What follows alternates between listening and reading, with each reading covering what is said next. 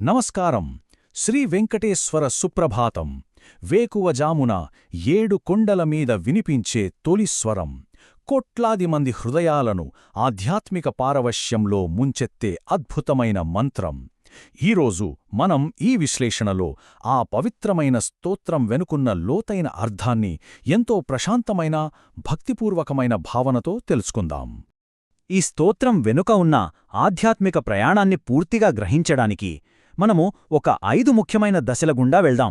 అవేంటంటే సుప్రభాత ప్రాముఖ్యత, స్వామివారి మేల్కొలుపు, ప్రకృతి మరియు దేవతల దర్శనం, శ్రీనివాసుని దివ్యగుణాలు, చివరగా శరణాగతి మరియు ఫలశ్రుతి.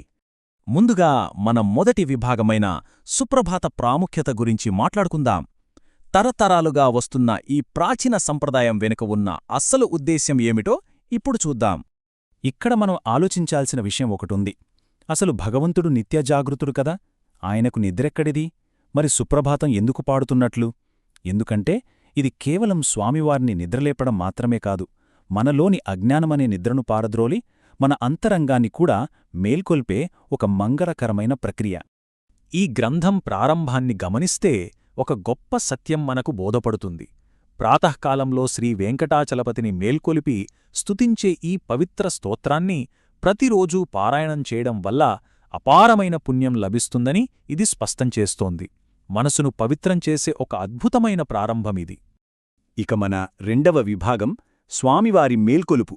భగవంతుణ్ణి అత్యంత సున్నితంగా, ఎంతో ప్రేమతో మేల్కొల్పడానికి ఉపయోగించిన ఆ ప్రారంభ శ్లోకాలను ఇప్పుడు పరిశీలిద్దాం.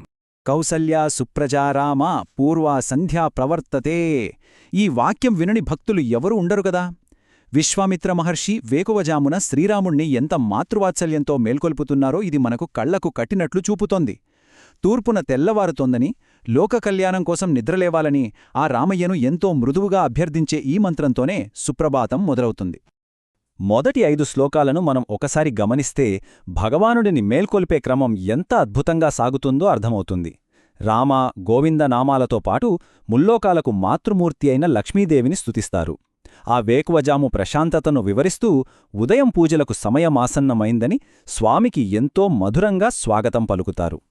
తదుపరి 3వ విభాగం ప్రకృతి మరియు దేవతల దర్శనం. ఇక్కడ నుంచి వర్ణన మరింత అందంగా మారుతుంది. స్వామి దర్శనం కోసం ప్రకృతి ఎలా సిద్ధమైందో చూద్దాం. 6 నుండి 10 వరకున్న శ్లోకాలు ఆలయ ద్వారం వద్ద ఉన్న ఆ రమణీయమైన దృశ్యాన్ని కళ్ల ముందుంచుతాయి. ఎందరో మహర్షులు భక్తితో వేచియుండగా సుగంధ పరిమళాలతో చల్లని గాలులు వీస్తుంటాయి. పక్షుల కిలకిల రావాలు, తుంబురు, నారదాది గంధర్వుల వీణానాదాలు ఇవన్నీ వింటుంటేనే మనసుకు చెప్పలేనంత ప్రశాంతత కలుగుతుంది.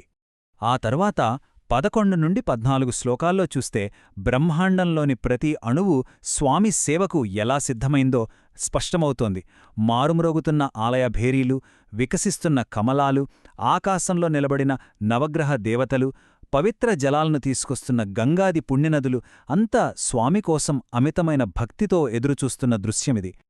ఇక 4వ విభాగం శ్రీనివాసుని దివ్యగుణాలు. స్వామివారి అత్యున్నతమైన, సాటిలేని దివ్యతత్వాన్ని కీర్తించే శ్లోకాలలోకి అడుగుపెడదాం. 15 నుండి 19 శ్లోకాలు శ్రీనివాసుని విశ్వరూపాన్ని కీర్తిస్తాయి. ఇక్కడొక అద్భుతమైన ద్వంద్వత్వం కనిపిస్తుంది. పరమశివుడు బ్రహ్మదేవునిచే పూజలందుకుంటూ సమస్త బ్రహ్మాండాలకు నాయకుడుగా ఉండే ఆ శ్రీహరి అదే సమయంలో నమ్ముకున్న సాధారణ భక్తులను ఆదుకునే ఆపద్బాంధవుడు కూడా. భక్తులకు కొండంత ధైర్యాన్నిచ్చే సత్యమిది. 20 నుండి 23 శ్లోకాల్లో స్వామివారి అపారమైన కరుణను ఆవిష్కరించారు. నాభికమలంలో బ్రహ్మను సృష్టించిన పద్మనాభుడిగా, వైకుంఠానికి ఏకైక నాథుడిగా ఆయన్ని స్తుతిస్తారు. కోరిన వెంటనే వరాలు ప్రసాదించే దయామయుడు, అలాగే ఆధ్యాత్మిక సాధకులకు ఏకైక గమ్యం ఆ శ్రీనివాసుడే అని ఈ శ్లోకాలు చెబుతాయి. ఇక మన ఆఖరి విభాగం శరణాగతి మరియు ఫలశ్రుతి. భగవంతుడికి సంపూర్ణంగా శరణు కోరడం, ఈ భక్తి వల్ల కలిగే ఫలితాల గురించిప్పుడు తెలుసుకుందాం. 24 నుండి 28 శ్లోకాలకు వచ్చేసరికి మనస్సు ఒక పరిపూర్ణమైన స్థితికి చేరుకుంటుంది. మత్స్య, కూర్మాది దశావతారాలను స్మరిస్తూ ఆ వెంకటాద్రి నాథుని కీర్తిస్తూ మన అహంకారాన్ని పూర్తిగా వదిలి పరమాత్మ పాదాల వద్ద సంపూర్ణ శరణాగతి పొందటం ఈ శ్లోకాలలో కనిపిస్తుంది. ఏ సుప్రభాతంలో మొత్తం 29 అద్భుతమైన శ్లోకాలున్నాయన్న విషయం మీకు తెలుసా? ఈ సంఖ్య ఎంతో విశిష్టమైనది. స్వామివారిని నిద్రలేపటంతో మొదలై ప్రకృతి వర్ణనతో సాగి చివరకు సంపూర్ణ శరణాగతిని బోధించే ఈ ప్రార్థన అంతా చివరగా ఈ 29వ శ్లోకమైన ఫలశ్రుతికి దారితీస్తుంది. ఈ చివరి 29వ శ్లోకమే మనకు ఫలశ్రుతిని వివరిస్తుంది.